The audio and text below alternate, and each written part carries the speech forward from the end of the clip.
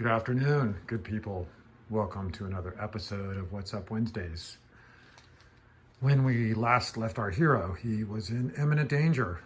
If you recall, I was working here on the grinder and brushed up against this clamp on my drill press and felt a tingling and tested it and found out, sure enough, that there was current flowing through my drill press, through the body of the drill press, the frame, and it was house current, 100 volts.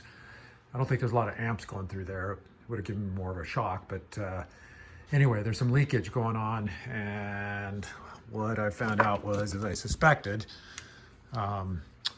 this cord here is old, it's a bit brittle, and you can see that wire's kind of corroded, and it's just funky looking.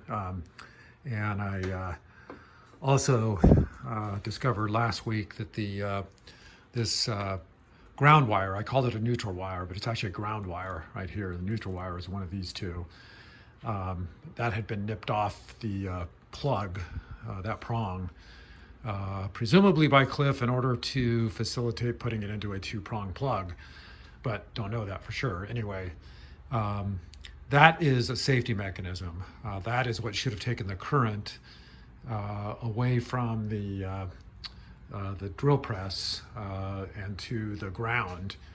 But since it was cut off, it was not doing its job. So this was not really the cause of the problem, but it was the safety mechanism that was allowing me to feel the current going through this. So what really was the problem was I took off the switch plate for the motor and the light, and yeah, it was funky, not well wired. So I just took it all apart and put it back together with some new wire. I just bought like an extension cord at the hardware store, and put a new plug wire on here that does have the ground wire, the neutral and the hot, and so replace the plug that goes into the wall, into the switch here, and also the one that goes to the motor.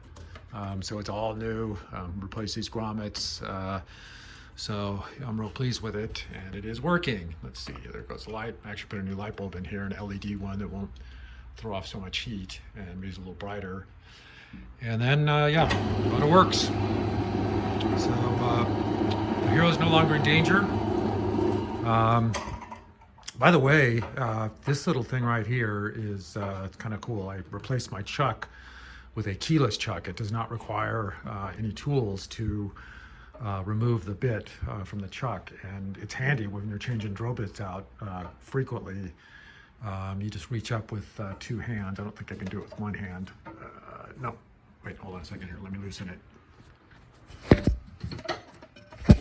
Okay, I loosened it, and you just spin that, and yeah, the drill bit dropped right out. So that's a handy deal to have. It's a keyless chuck is what that's called. So anyway, the drill press is working great, and glad I got that done.